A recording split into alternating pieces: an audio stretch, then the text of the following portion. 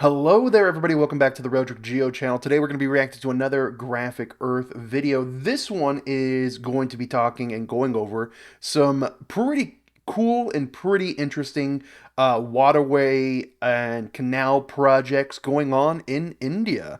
So yeah, go ahead and give it out to the Graphic Earth. If you want to see the video, I always link the video in the description down below, so make sure to go check that out and give Finnel a subscribe and a like as well.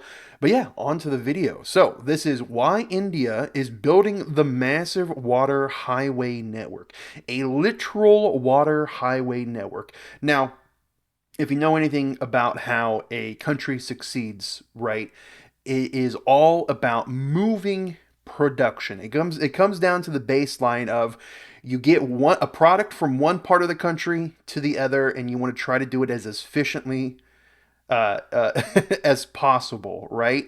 And that's one of the reasons why the U.S. actually was has become such a major powerhouse because of the Mississippi Missouri River Basin, excuse me, or all the river networks in general throughout the entire country, right?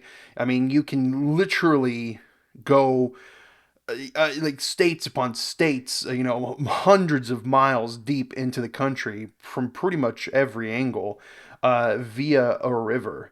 So I do believe that is what the plan is that's going on in India. Because I've kind of touched upon this before I've reacted to this video.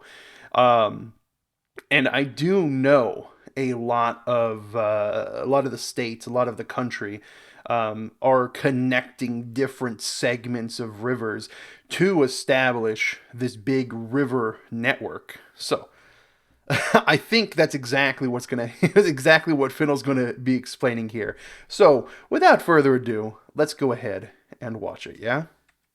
क्या आपको पता है कि आप दिल्ली से कोलकाता, आसाम के Guwahati and even Dibrugarh तक जमीन पर पैर रखे बगैर सिर्फ एक बोट पर जा सकते हैं? Okay, I did not know that. That's wild. Okay, so you can you can go from Delhi all the way over here to the far side of Assam. That's wild. You do have to, go dip into Bangladesh here and then go up. But that's pretty cool. हमारी विशाल river system के कारण Bharat massive water highway network का निर्माण कर रहा है। ये project Bharat की हिस्ट्री में one of the most important transport project होने वाला है, शायद similar to golden quadrilateral highway project, जहां भारत की 4 मेगा सिटीज दिल्ली, मुंबई, चेन्नई और कोलकाता को एक दूसरे से कनेक्ट किया। Wow. Okay, so that's the highway network, the Golden Quadrilateral Highway, a highway that connects those four major cities. किया गया था। भारत 2030 तक 23 डिफरेंट वाटरवेज को passenger and cargo By movement के लिए फुली 2030. ओपन भी कर देगा। Indian water development, river linking और सागरमाला प्रोजेक्ट्स के कंबाइन इन्फ्लुएंस के चलते वो समय दूर नहीं जब भारत की ज्यादातर सिटीज एक दूसरे से वाटरवेज द्वारा भी कनेक्टेड होंगी। नॉन कोस्टल स्टेट्स और सिटीज के पास भी रिवर पोर्ट सुविधा अवेलेबल हो जाएगी, जिससे वो ट्रेड के लिए इजीली इंटरनेशनल मार्केट के साथ कनेक्ट हो सकेंगे। लोगों को एक स्टेट से दूसरे स्टेट में ट्रैवल करने के लिए रोड, रेल और एयर के अलावा वाटर क्रूज और बोट का भी ऑप्शन अवेलेबल होगा। तो जानते हैं आखिर क्यों और कैसे भारत अगले कुछ सालों में 45,000 करोड़ से भी ज्यादा के इन्वेस्टमेंट से इंडियन वाटरवे नेटवर्क का निर्माण करने की प्लानिंग में है। इन सीरीज ऑफ प्रोजेक्ट्स में भारत के अलावा हमारे कई नेबरिंग कंट्रीज नेपाल, बांग्लादेश, भूटान और म्यांमार भी जुड़े हुए हैं। My name is Fenil and आपने अभी अभी ज्वाइन किया है द ग्राफिक अर्थ। भारत के पास 7500 किलोमीटर की कोस्ट लाइन के अलावा 14,500 किलोमीटर लेंथ के टोटल नेविगेबल वाटरवेज है, रिवर्स, क्रीक्स, बैकवाटर्स और कैनाल्स के रूप में। दुनिया का 70% ट्रेड पानी पर ही होता है, क्योंकि वाटर ट्रांसपोर्ट दुनिया का Yeah, exactly how he says it. The trade of water, the trade, using water as a trade route is incredibly important, unfathomably important. And actually, I kind of wanted to go back and see. So these are really the only current navigable waterways in India. So yeah, you leave out quite a bit here in the middle. Quite a bit. Okay. Table waterways है, reverse, creeks, backwaters और canals के रूप में। दुनिया का 70% trade पानी पर ही होता है, क्योंकि वाटर ट्रांसपोर्ट दुनिया का सबसे सस्ता और क्लीन मोड ऑफ ट्रांसपोर्ट है। 1 लीटर फ्यूल में आप सिर्फ 24 टन कार्गो को रोडवे पर ट्रांसपोर्ट कर सकते हैं, लेकिन उतने ही फ्यूल में रेलवे पर 95 टन एंड वाटरवे पर 215 टन कार्गो को ट्रांसपोर्ट किया जा सकता है। Wow. उसी तरह 1 टन कार्गो को 1 किलोमीटर ट्रांसपोर्ट करने के लिए हाईवे पर 2.50 रुपीज का खर्चा आता है, रेलवे पर 1.36 रुपीज का, तो वहीं वाटरवे पर सिर्फ 1.06 रुपीज का ही खर्चा आता है। अब इतने बेनिफिट होने के बावजूद करंटली भारत का सिर्फ 1 to 2% domestic freight he Indian waterway द्वारा ट्रांसपोर्ट होता है, जबकि करीबन 65% रोड से और 27% डोमेस्टिक फ्रेट मूवमेंट रेलवे से होता है। ये अगर So only currently 2% of the domestic freight in India is being transported via water. Wow. Wow. दूसरे देशों से कंपेयर करें तो यूएस और चाइना में 8% से ज्यादा और यूरोपियन यूनियन में 7% डोमेस्टिक फ्रेट वाटरवे द्वारा Yeah, transport. so that's pretty wild. Like 2% compared to 8%, basically. And like I said before, it was a major factor in establishing a strong country. And now, once countries are built up, you have other means of transportation, right? But yeah, waterways within the country are incredibly important. होता है। भारत अपने under develop waterways के कारण domestic trade के लिए लगभग पूरी तरह रोड और रेलवे पर ही डिपेंडेंट है, जो बहुत महंगे मोड ऑफ ट्रांसपोर्ट है। अगर भारत अपने वाटरवेज को अच्छे से यूटिलाइज करे तो हम हर साल लाखों करोड़ों रुपयों का लॉजिस्टिक खर्चा बचा सकते हैं, और शायद इसीलिए अब भारत वाटरवेज के डेवलपमेंट के लिए बहुत ज्यादा सीरियस है। 2016 में पार्लियामेंट ने भारत की 106 वाटर बॉडीज को नेशनल वाटरवे डिक्लेयर किया। इससे पहले तक भारत में सिर्फ 5 रिकॉग्नाइज्ड नेशनल वाटरवेज थे, जिन पर थोड़ा बहुत कार्गो और पैसेंजर मूवमेंट होता था। अब इन नए वाटरवेज के डिक्लेयर होने के बाद भारत में टोटल 111 नेशनल वाटरवेज हो गए। इन सभी पर इंफ्रास्ट्रक्चर डेवलपमेंट का काम भी शुरू हो रहा है, ताकि इन्हें जहाजों के मूवमेंट के लिए नेविगेबल बनाया जा सके। ये वाटरवेज भारत की सैकड़ों नदियां, क्रीक्स, एंशुरीज और कैनाल्स के नेटवर्क से बनेंगे, जो भारत के 24 स्टेट्स और 2 यूनियन टेरिटरीज को कवर करेंगे। 2016 में ही one of the most important Ganga Bhagirathi Hooghly river system पर नेशनल वाटरवे 1 के लिए उत्तर प्रदेश के वाराणसी में वाटरवे टर्मिनल का फाउंडेशन स्टोन रखा गया, और इसी के साथ ट्रायल रन के रूप में 2 vessels newly manufactured Maruti Suzuki cars को लेकर वाराणसी से वेस्ट बंगाल के हल्दिया पहुंचे। जनवरी 2023 में दुनिया की सबसे लंबी luxury river cruise MV Ganga Vilas का उद्घाटन। The Ganga Villa. The Ganga Villa luxury river cruise. I wonder what that's like. That seems so old school. When you think river cruise, I think, for whatever reason in my brain, I think like steamboats, right? With those big old propeller wheels on the side. That's what I think of when I think luxury cruise. Whoa. Oh. हुआ। ये river cruise उत्तर प्रदेश के वाराणसी से शुरू होकर national waterway 1 और 2 पर 3200 kilometre के distance में 2 बार Wow, 3200 kilometers on this national cruise, international cruise, because you go through Bangladesh twice. That seems kind of fun. I'm not gonna lie. That seems like that would be really fun, actually.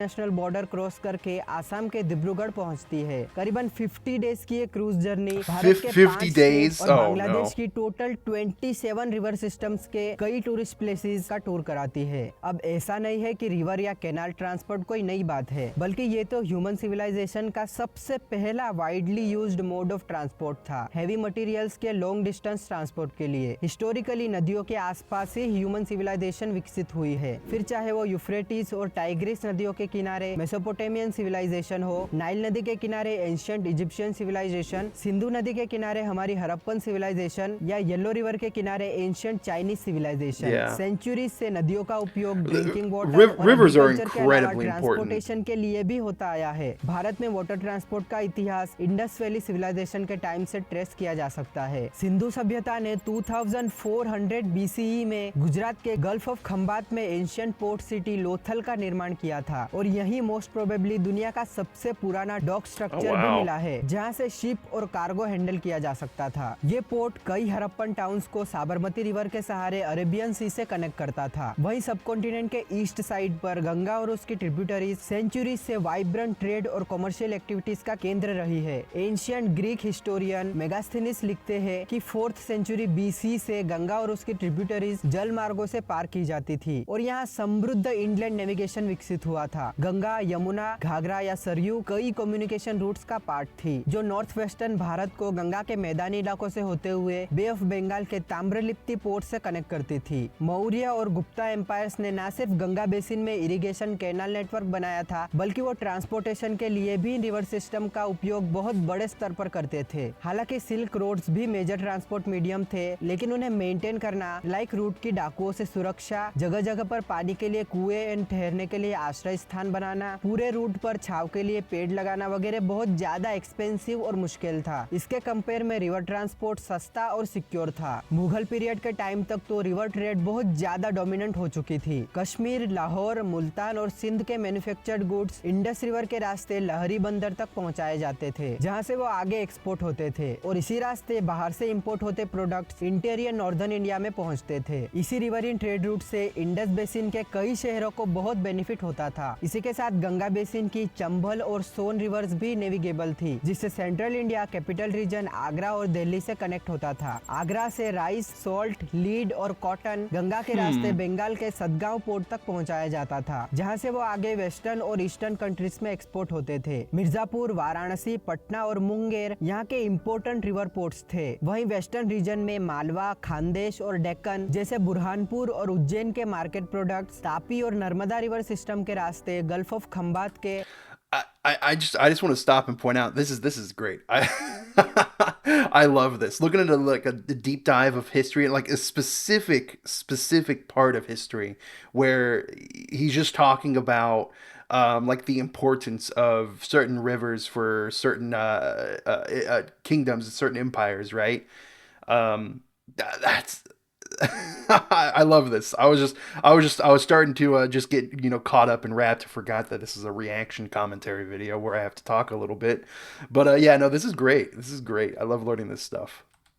सूरत और Bharuch port तक पहुंचाया जाता था जहां से उन्हें आगे export किया जाता था। 1800 तक रिवर ट्रांसपोर्ट काफी फ्लरिशिंग इंडस्ट्री थी। ब्रिटिश रूल में 1820 के बाद आसाम में टी डिस्कवर हुई और 1830 Tea तक was अपर आसाम में discovered in Assam in 1830. Huh? बहुत बड़े स्तर पर टी प्लांटेशन होने लगा। अब नॉर्थ ईस्ट इंडिया में अहोम डायनेस्टी के टाइम से ही ब्रह्मपुत्र और बराक रिवर्स पर वाटर ट्रांसपोर्ट की लंबी हिस्ट्री रही है मिनरल्स और फॉरेस्ट प्रोडक्ट्स के ट्रेड के चलते। लेकिन अब टी प्लांटेशन शुरू होने के बाद ये ट्रांसपोर्ट कई गुना बढ़ गया। चाय ब्रिटिशर्स द्वारा one of the most loved Indian commodity थी अलोंग विथ स्पाइसेस। तो I mean, tea is probably the biggest commodity in the world. Tea. Everyone drinks tea. Everybody drinks tea. I don't think I've ever talked to a single person that said they didn't like tea. Hmm. बड़ी मात्रा में Brahmaputra valley से Assamese T नदी के रास्ते कोलकाता पहुंचती थी जहां से वो सी रूट से ब्रिटेन तक पहुंचाई जाती थी। अब उस समय भारत में रिवर ट्रांसपोर्ट सबसे सस्ता और सिक्योर मोड ऑफ ट्रांसपोर्ट था, लेकिन फिर भी ब्रिटिशर्स अपने फायदे के लिए भारत में रेल इंट्रोड्यूस कराना चाहते थे। 1825 में ब्रिटेन में Yeah, and then the British built all these railways specifically to take the goods out of India. Like they didn't build railways to transport within India. There were some domestic routes, but the railway system was not designed for domestic transportation. It was intentionally designed for export reasons. All the rail led eventually out of the country, or to ports that would lead out of the country. पहली steam locomotive चली थी, तभी से वहाँ railway काफी profitable साबित हुई थी। रेल ट्रांसपोर्ट फास्ट था तो न सिर्फ ब्रिटिश एम्पायर को कमर्शियल ट्रेड में फायदा होता और भारत के रिसोर्सेज लूटने में आसानी होती, बल्कि वो इसे यूज करके ब्रिटिश मिलिट्री को भारत के रिबेलियन अफेक्टेड रीजन्स तक कम टाइम में पहुंचा पाते, जिससे वो भारत में हो रहे ब्रिटिशर्स के खिलाफ प्रोटेस्ट और विद्रोह को जल्दी दबा It's पाते। unfortunate. 1832 से 1850 के बीच ब्रिटिश राज में कई जगहों पर स्मॉल डिस्टेंस पर मटेरियल ट्रांसपोर्ट करने के लिए टेम्पररी फ्रेट ट्रेन चलाई गई, जिनके ट्रैक्स प्रोजेक्ट पूरा हो जाने के बाद They हटा were भी दिए जाते removed. थे। They were removed. Wait, what was this? Temporary freight trains were run at many places in British Raj to transport materials over small distances, temporary freight train चलाई गई, जिनके and the tracks tracks of which were removed after the project was completed. Why would they remove the tracks? Is that just a way to intentionally keep the power out of the country itself? That's my first thought, right? It's like, why it's such a huge project, why are you removing the tracks?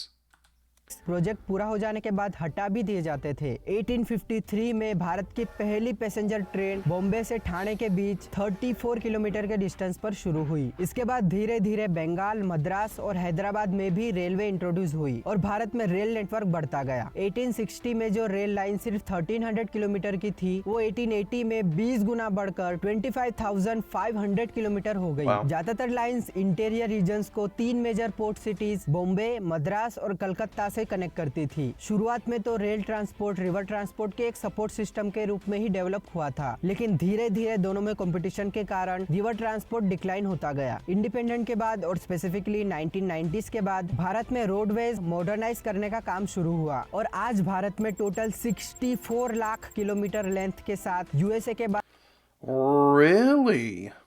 I didn't know that there was this much going on in India. Wow. What? I didn't know that they had more road networks, longer road networks than even China. I thought it was the US and then China. That's wild. And Brazil's in fourth? I would have, well, most of the country is centered along the most of the population is centered along the coast, so that makes a little bit more sense because the central part of Brazil isn't necessarily super populated, even though they've moved the capital to the center of Brazil.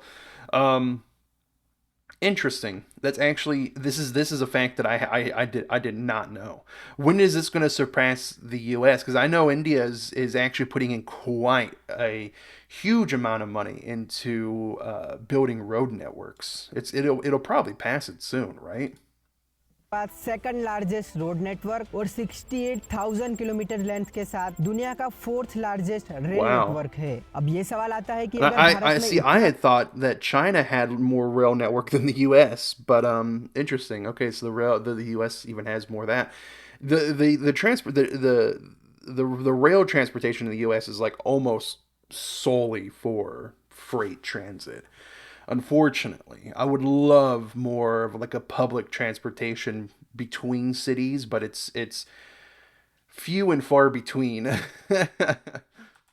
दुनिया का fourth largest rail network है। अब ये सवाल आता है कि अगर भारत में इतना विशाल और सक्सेसफुल रोड और रेल नेटवर्क है, तो फिर क्यों भारत करोड़ों के इन्वेस्टमेंट से वाटरवे भी डेवलप कर रहा है? क्या हमें इसकी जरूरत भी है? तो एक्चुअली इतना बड़ा रोड और रेल नेटवर्क होने के बावजूद वो हमारी पॉपुलेशन के लिए अभी भी सफिशिएंट नहीं हो पा रहा है। पिछले एक दशक में भारत में रोड नेटवर्क करीबन 59% ग्रो हुआ है, लेकिन इसी टाइम पीरियड में व्हीकल रजिस्ट्रेशन 105% ग्रो हुआ है। मींस भारत में व्हीकल डेंसिटी रोड डेंसिटी के कंपेयर में बहुत तेजी से बढ़ रही है। 2019 से 2023 के बीच 2.2 करोड़ न्यू मीडियम और हैवी व्हीकल्स इंडियन रोड्स पर ऐड हुए हैं, यानी हर दिन करीबन 13,000 न्यू व्हीकल्स। और अगर इसमें टू व्हीलर्स को भी जोड़ दे तो संख्या 57,000 न्यू व्हीकल्स पर डे हो जाती है। I actually have a friend who built up their own little bike out there in India.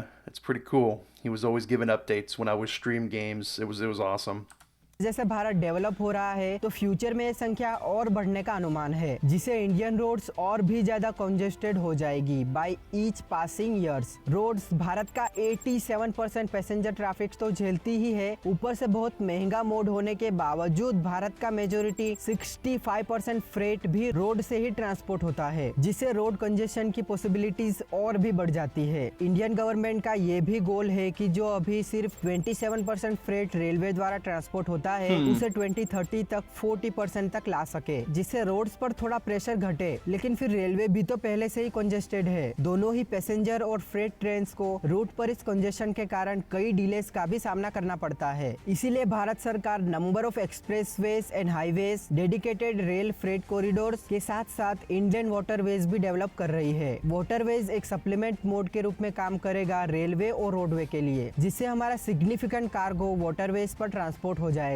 Specifically heavy cargo for long distance, जिनको ट्रांसपोर्ट करने की कोई टाइम लिमिट नहीं होती। कई जगहों पर मल्टी मॉडल ट्रांसपोर्ट हब भी बनाए जाएंगे जो इन तीनों मोड्स को आपस में लिंक करेंगे, जिससे प्रोडक्ट्स को इंटरचेंज करने में आसानी होगी। ऑल इन वन ये भारत के ट्रांसपोर्टेशन के लिए गेम चेंजर साबित होगा। वैसे दूसरे कई देशों ने अपने इंडियन वाटरवेज को इफिशिएंटली डेवलप किया है और उन्हें बहुत बड़े स्तर पर यूज भी कर रहे हैं। 1,38,357 किलोमीटर के साथ चाइना के पास दुनिया का third largest navigable waterway network है। 1978 में चाइना की वाटरवे ट्रेड सिर्फ 358 मिलियन टन्स थी, वो 2008 में 10 गुना बढ़कर 3.74 बिलियन टन्स हो गई। चाइना की 3 मेजर रिवर्स यांगसे, येलो और पर्ल तीनों ही ट्रांसपोर्ट के रूप में यूज की जाती है। दुनिया की सबसे लंबी आर्टिफिशियल नेविगेबल कैनाल भी चाइना में ही है। I may have my issues with the CCP and the Chinese government as a whole, but its people, I like them. And you know, you do have to admit when they do something cool, they do something cool, right? Like as in the setting up this like super long waterway network. Man, I cannot speak today. Canal जो Beijing को Hangzhou city से जोड़ती है, with linking China. And then see, this is what I was talking about with the linking of the different water networks. That's the key. That's the important part. And I'm pretty sure India is in the process of doing just that, linking these networks. At least I know it's in Andhra Pradesh, right? A lot of their major waterway networks are already linked, I believe.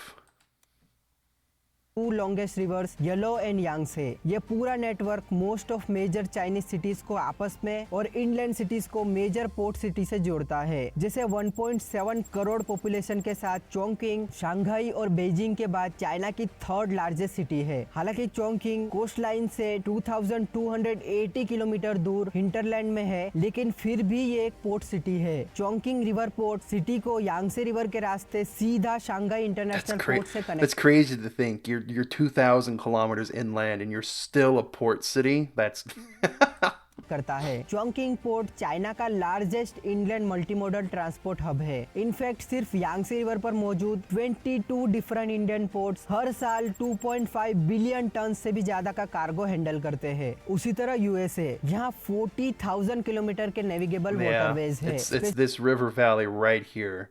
This was this actually all this river valley, this river basin valley, basically this, you know, a third of the U.S. was bought from France. It's the Louisiana Purchase, and it was the biggest steal that the U.S. ever got, the cheapest steal. Specifically दुनिया का fourth Mississippi River System, yeah, that's right here. Mississippi river Louisiana state के new Orleans port city से लेकर 2897 kilometre दूर Minnesota state की Minneapolis city तक navigable है। Mississippi river की ट्रिब्यूटरीज सीवेज द्वारा सीधा ग्रेट लेक्स के साथ अटलांटिक ओशन से भी कनेक्टिविटी प्रोवाइड करती है। ये वाटरवेज मिसिसिपी वैली के फार्मर्स के लिए बहुत सस्ता और इफेक्टिव ट्रांसपोर्ट मोड है। यूएस का 72% एग्रीकल्चर एक्सपोर्ट और 60% डोमेस्टिक अनाज ट्रांसपोर्ट इन्हीं वाटरवेज द्वारा होता है। इनके अलावा वाटरवेज यूएस का 22% डोमेस्टिक पेट्रोलियम भी ट्रांसपोर्ट करते हैं। यूएस के साथ साथ यूरोप में भी इंडियन वाटरवेज बहुत I don't know much about the waterways in Europe, unfortunately. Transport mode है। स्पेसिफिकली कई I love this video. This video is great, dude. Fennel does an amazing job. I forgot I didn't like it. Dang. I absolutely love this video.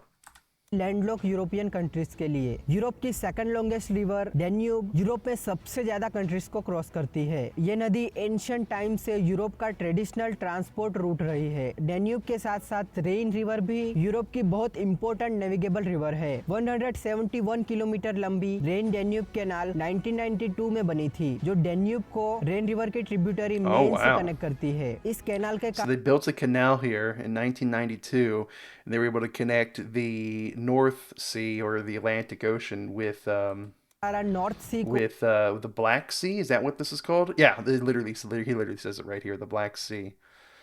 Wild, dude. And then of course, since it's connected to the Black Sea, you can go through right here into the Mediterranean.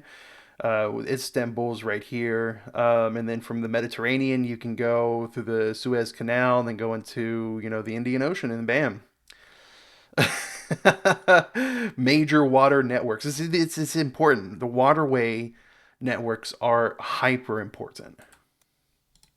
को rain river basin के रास्ते black सी से direct connectivity मिलती है। Rain waterways Europe के highly developed और industrial countries France, Germany, Belgium और Netherlands से पास होता है, जो हर साल करीबन 170 मिलियन टन्स गुड्स ट्रांसपोर्ट करता है। रशिया में भी Dnieper, Dvina, Don, Vistula and Volga rivers को लिंक करके विशाल वाटरवे नेटवर्क बनाया गया है, जो बाल्टिक सी से दोनों ही ब्लैक सी और कास्पियन सी तक नेविगेशन पॉसिबल बनाता है। अब ऐसा नहीं है कि सभी रिवर्स नेचुरली नेविगेबल होती है। ज्यादातर रिवर्स को इंफ्रास्ट्रक्चर डेवलप करके नेविगेबल बनाना पड़ता है। किसी भी वाटरवे को नेविगेबल बनाने के लिए सबसे जरूरी है चैनल डेप्थ। 2 से 3 मीटर की डेप्थ और 45 से 60 मीटर की विड्थ जरूरी होती है, ताकि शिप्स आसानी से पास हो सके। अब भारत की ज्यादातर रिवर्स नेचुरली ये नेसेसिटी पूरी नहीं कर पाती। यहाँ की नदियाँ मॉनसून में एक्सेसिव वाटर के कारण फ्लड्स लाती है, जबकि समर में वाटर लेवल जरूरत से ज्यादा ही घट जाता है। स्पेसिफिकली हमारे पेनिनसुलर रिवर्स।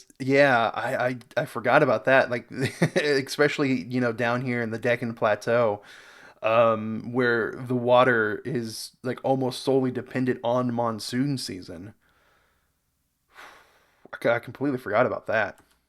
जो पूरी तरह रेन वाटर पर डिपेंडेंट है। वाटरवेज के लिए पूरे साल सफिशिएंट वाटर लेवल बना रहे, इसके लिए कई बैराज बनाने पड़ेंगे पानी स्टोर करने के लिए। 2 to 3 मीटर की डेप्थ बनी रहे, इसके लिए रूटीनली ड्रेजिंग प्रोसेस भी करनी होगी। ड्रेजिंग प्रोसेस में नदी के तल से एक्सेसिव सेडिमेंट्स और डेब्रिट्स को निकाला जाता है। अगर ये प्रोसेस नहीं करेंगे तो नेविगेशन चैनल जाम हो सकती है, जिससे यहाँ से गुजरने वाली शिप्स को नुकसान हो सकता है, स्पेसिफिकली हिमालयन रिवर्स में, क्योंकि ये रिवर्स बहुत ज्यादा मात्रा में पहाड़ों से अपने साथ सेडिमेंट्स और रेत लाती है। नदी के रास्ते में अगर टोपोलॉजिकल डिफरेंस हो तो यहाँ लॉक्स भी बनाने होंगे, शिप्स को ऊपर चढ़ाने के लिए और नीचे उतारने के लिए। This is really cool, actually. So this is the same system that's used in a lot of canals, and specifically like the Panama Canal is very famous for this system like this, where a boat goes through, they get locked in, the water raises up or lowers depending on what's going on, and you go upland into Panama, and then you go back down into, from the Atlantic Ocean to the Pacific Ocean. It's really cool.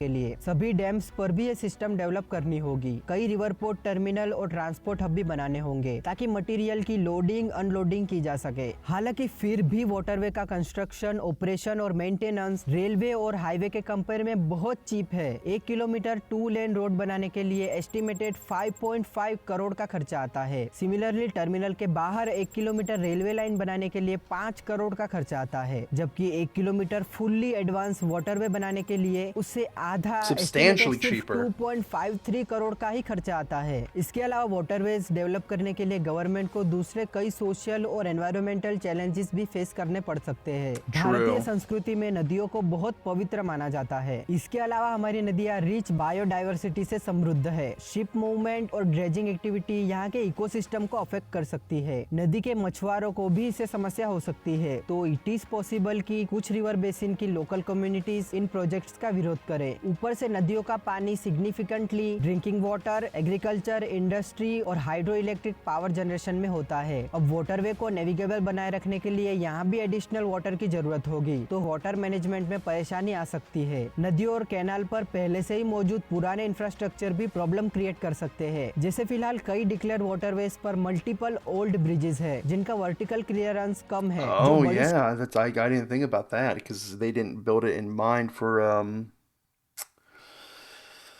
that. They'd have to completely redesign a lot of the bridges. And yes, I know. Speaking of bridges, people keep telling me to look up a video about how an entire bridge was stolen piece by piece. Eventually, I'll look it up.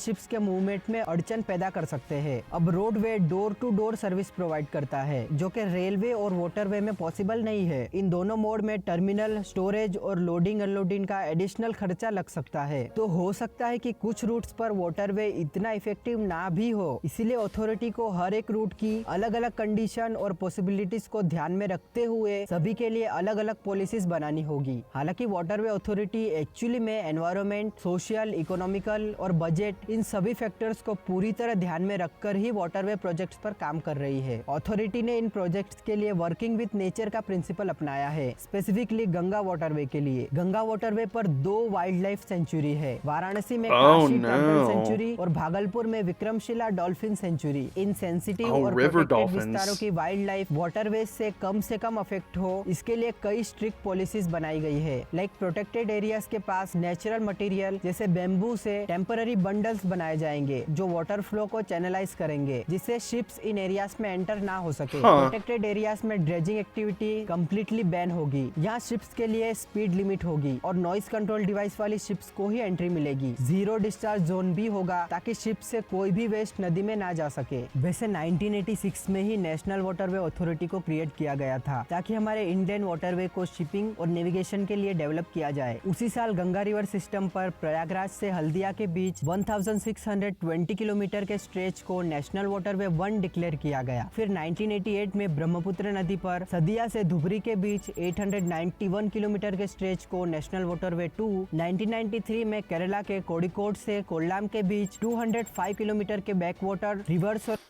Wait, rivers, canals, and backwaters. It's so close to the coast.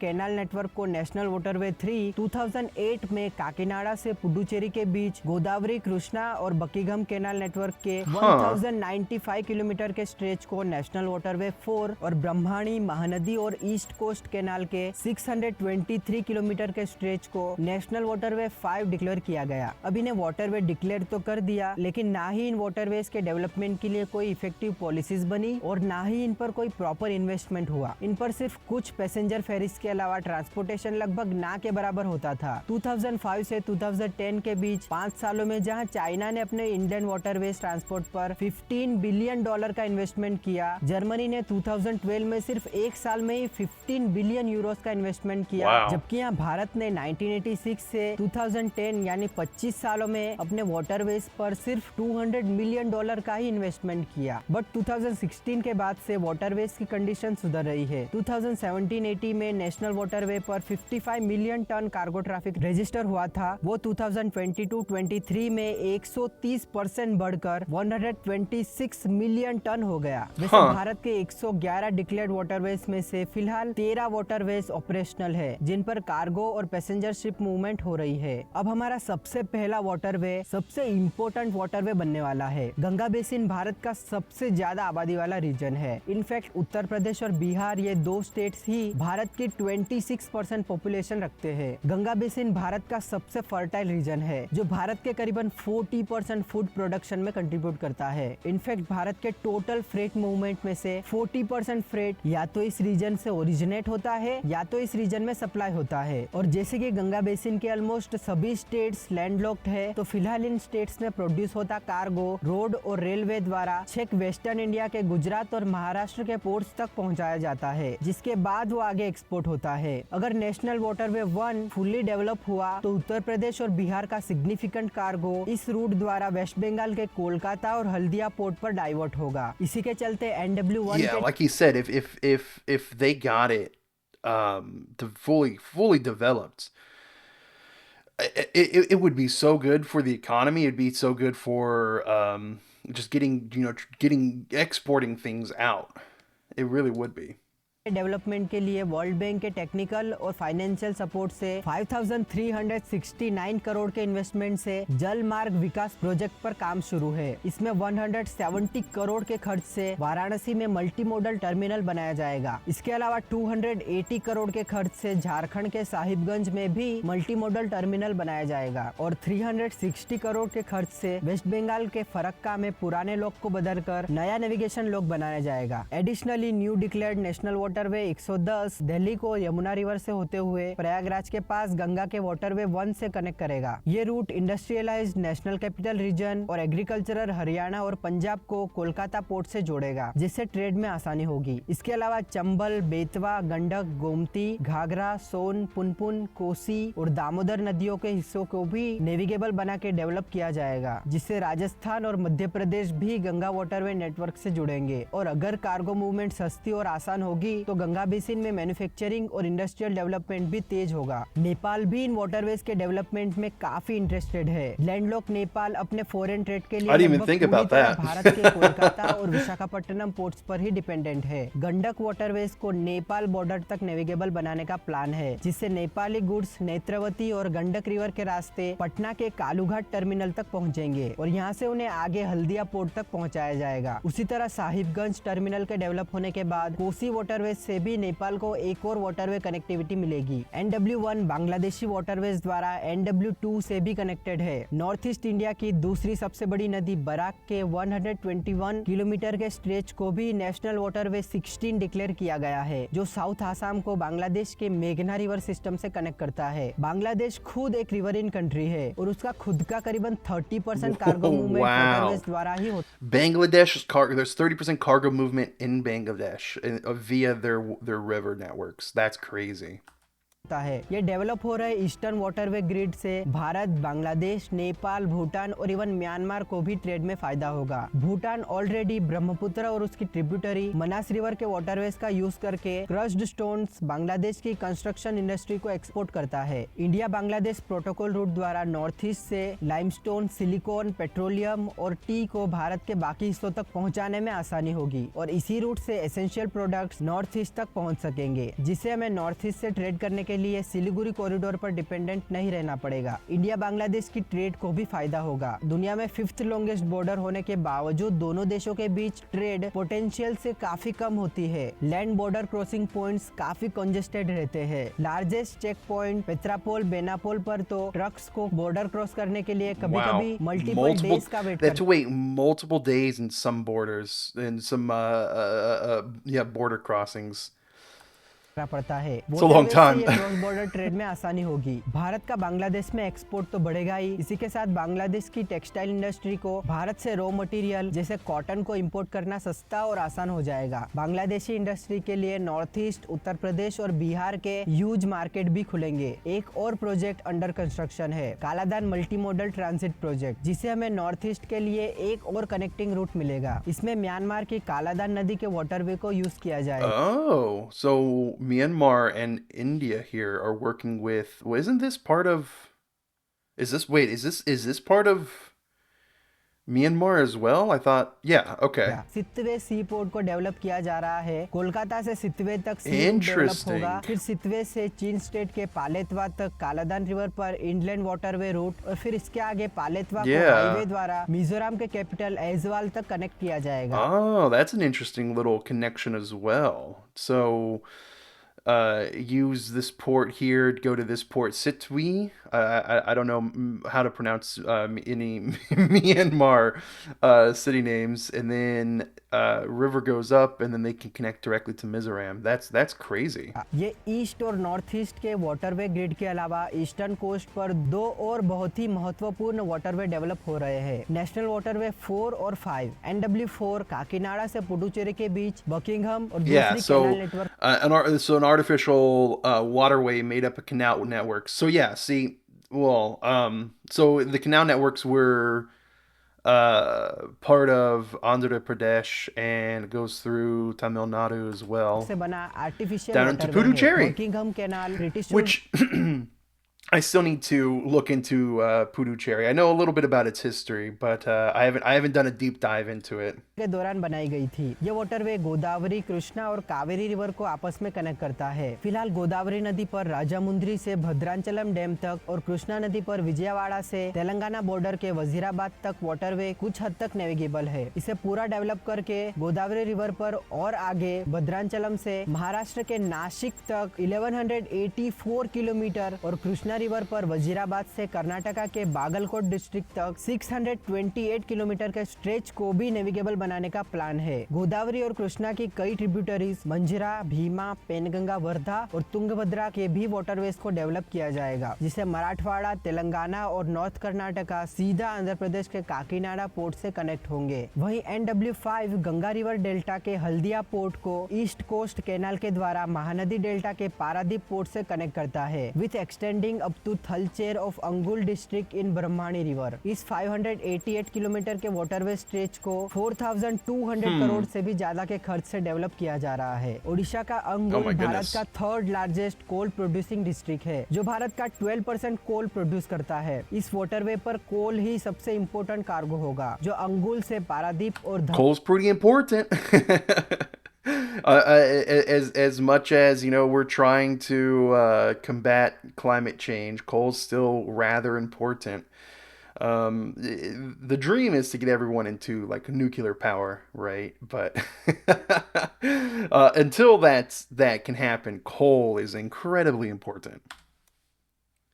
Dhamra port तक पहुंचाया जाएगा। Estimation है कि इस waterway के complete हो जाने के बाद हर साल करीबन 23 मिलियन टन कोल यहां से ट्रांसपोर्ट किया जाएगा। ओडिशा की सबसे बड़ी नदी महानदी पर भी वाटरवे डेवलप करने का प्लान है। NW64 जो महानदी डेल्टा से 425 किलोमीटर अंदर संबलपुर डिस्ट्रिक्ट के हीराकुड डैम तक होगा। झारसुगुड़ा, संबलपुर और कटक ये 3 मेजर इंडस्ट्रियल क्लस्टर इस वाटरवे से जुड़ेंगे और यहाँ की सीमेंट, आयरन, एल्यूमिनियम और स्टील इंडस्ट्रीज के कारण इस रूट पर भी annually 24 million tonne cargo traffic generate होने का अनुमान है। तमिलनाडु की भी कई छोटी बड़ी रिवर्स पर वाटरवे डेवलप किया जा रहा है। तमिलनाडु में सबसे लंबा वाटरवे होगा कावेरी रिवर पर, इरोड के पास उरच्चिकोट्टई बैरेज से बे ऑफ बंगाल कोस्ट तक। ये waterway Salem, arrowed, Tiruppur, Coimbatore industrial belt को कोस्ट लाइन से जोड़ेगा। अब वेस्टर्न कोस्ट के वाटरवे शॉर्ट डिस्टेंस के ही होंगे, क्योंकि यहाँ की नदियाँ ना ही ज्यादा लंबी है और ना ही ज्यादा navigable. Yeah, the mountains make it a little bit difficult, Kerala huh? में बैकवाटर्स, रिवर्स और कैनाल्स का 205 किलोमीटर का नेविगेबल नेटवर्क है। So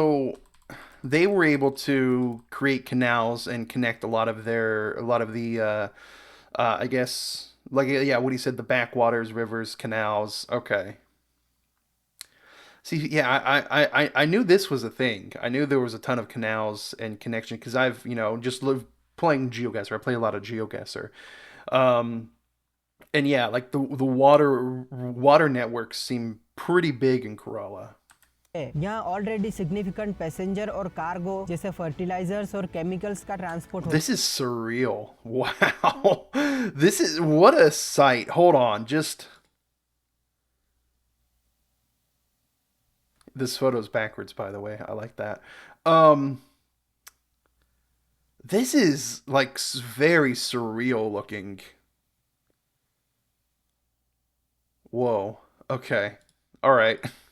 होता है। इसे नॉर्थ में कोट्टापुरम से कासरगोड तक और साउथ में कोल्लाम से तिरुवनंतपुरम तक एक्सटेंड करने का प्लान है। बाकी कोस्टल कर्नाटका, गोवा और कोस्टल महाराष्ट्र के सभी क्रिक्स और रिवर वाटरवेज 100 किलोमीटर से भी कम डिस्टेंस के होंगे, जो इंडस्ट्रियल और मिनरल प्रोड्यूसिंग रीजन्स को कोस्ट लाइन और नजदीकी पोर्ट से जोड़ेंगे। गुजरात की नदियां जैसे साबरमती, मही, नर्मदा और तापी के नेविगेबल वाटरवेज कंपेरेटिवली बाकी वेस्ट फ्लोइंग रिवर्स से ज्यादा लंबे होंगे, मोर देन 200 किलोमीटर ईच। यहाँ सबसे लंबा वाटरवे होगा तापी नदी पर, नेशनल वाटरवे 100 भुसावल महाराष्ट्र के हथनूर डैम से 436 किलोमीटर दूर सूरत के हजीरा पोर्ट तक। वहीं राजस्थान की लूणी जवई रिवर सिस्टम को भी नेविगेबल बनाया जाएगा। ये वाटरवे जोधपुर के पास लूणी नदी पर जसवंत सागर डैम से शुरू होकर रण ऑफ कच्छ की सीजनल लेक से होते हुए अरेबियन सी I was तक gonna say, जाएगा। wait. Where is that going? So there's a seasonal lake. Is that what he से said? शुरू होकर रण ऑफ कच्छ की Seasonal lake of Run of Kutch. Seasonal lake के पास लूणी नदी पर जसवंत सागर डैम से शुरू होकर रण ऑफ कच्छ की Or yeah, he said Ron of Kutch. Is what he said. Ron of Kutch. Seasonal lake. So does it the lake's only there during monsoon season then? That's I don't know. That seems like a pretty big investment to try to set up anything there. Unless, how would you maintain and keep water there, right? I mean, it's better than nothing, I guess. But seasonal lake, interesting. Seasonal lake से होते हुए Arabian सी Seasonal lake. तक जाएगा। ये waterway Rajasthan के landlock south western Marwar region को सीधा coast line से जोड़ेगा। वैसे आप That's the कमेंट में video, बताइए huh? कि आप इस मैसिव वाटरवे प्रोजेक्ट के बारे में क्या सोचते हैं। ये वीडियो आप एंड तक देख रहे हैं तो आई एम श्योर कि आपको ये वीडियो पसंद आई This is a great होगी। video. अगर हाँ तो प्लीज इसे लाइक जरूर करें। ये चैनल के लिए बहुत हेल्पफुल होगा। वीडियो एंड तक देखने के लिए आपका बहुत बहुत धन्यवाद। तो मिलते हैं अगले इंटरेस्टिंग वीडियो में, तब तक के लिए goodbye. Goodbye. Fantastic video. I absolutely loved that video. Dude, the Graphic Earth videos are great. They're fantastic. Absolutely crazy love that. Remember to give this guy a like and subscribe, guys, okay? The video link is in the description below, so make sure to go and check that out. Dude, that was great. This is great. Yeah, so I love the little bit here where he was going off and talking about a lot of the ancient waterways. The Indian Silk Road bit was really fascinating. The Indus Valley civilizations, like the Mughal stuff. It's so cool. It's so cool. That's what I find really interesting is the history stuff. That's my main driving point for doing a lot of these reaction videos, to learn the history. But yeah, the waterways, what can we say? Incredibly important. And yeah, I definitely think that more money should be put into these waterway networks in India to get them fully operational, get them fully up to code. And just in doing that, you will see a massive turnaround when it comes to exporting and exporting goods and importing goods as well, and just overall travel and distribution of wealth and population within the inner parts of the country. It's really good. It's really good. It's what made the U.S. such a great country. Let's see, where did it? Yeah, ha ha ha ho ho. There it is. Look at that. Oh, look at this. Okay, all those water networks, man. This Louisiana Purchase right here, when we got that Mississippi River Valley, all this is connected, all of it, and you could literally. Well, not quite literally, because there's so many dams up the further north you get, like up around um, up here around like South Dakota. I know for a fact there's a big dam there. But yeah, no, you can. I mean, it's still, you can get pretty far into it. You can get pretty dang far into it. Theoretically, you can go all the way up here from, what is this? Uh, don't. I'm gonna look. I can't see that far. My eyes are bad. Um, Wyoming? No, this is Idaho, right? This is Wyoming. You go from Wyoming all the way down to Louisiana, and then of course the canal networks connecting it to the Great Lakes, and the Great Lakes canals are connected, and then the Great Lakes can lead out here into what is this this bay up here? I forgot what this bay is called. Anyways, what I'm trying to say here is it's very important. And yeah, it's definitely good to see and hear that there is more work being put into it because it's just a benefit for the country. And honestly, if India benefits from it, then I say the world benefits from it. Uh, the sooner India can become a more dominant superpower, the better. Honestly, truthfully and honestly, that's what I believe. Truthfully and honestly. So. It's really cool. Remember to go and give a like and subscription to the Graphic Earth. And if you liked my reaction, if you liked my commentary, remember to give me a like, subscribe, leave a comment down below, and of course, recommend some videos down below. I have a running playlist of videos that I'm trying to get to. I have about 60 or 70 videos in there right now. I know, crazy. But I'm trying to work through that. This channel is, of course, Roderick Geo. I'm going to be focusing mostly on like geography, politics, history-based things. But I am going to open up my old channel. I had an old channel where I did reactions to like more pop culture stuff, like movies and TVs. I also did like these weird little reaction videos to like TikToks and shorts and stuff. Um, but I had closed that channel down about a year and a half ago. But I think I'm going to go ahead and open that back up as well. So I'm going to be running two different channels that have some reaction content. And of course, this channel is not just reaction based. I do upload geo-guessing content as well. So make sure to check that out. Anyways, I've rambled on enough. Thank you for watching, everybody. I hope you have a good one, yeah? Take care. Goodbye.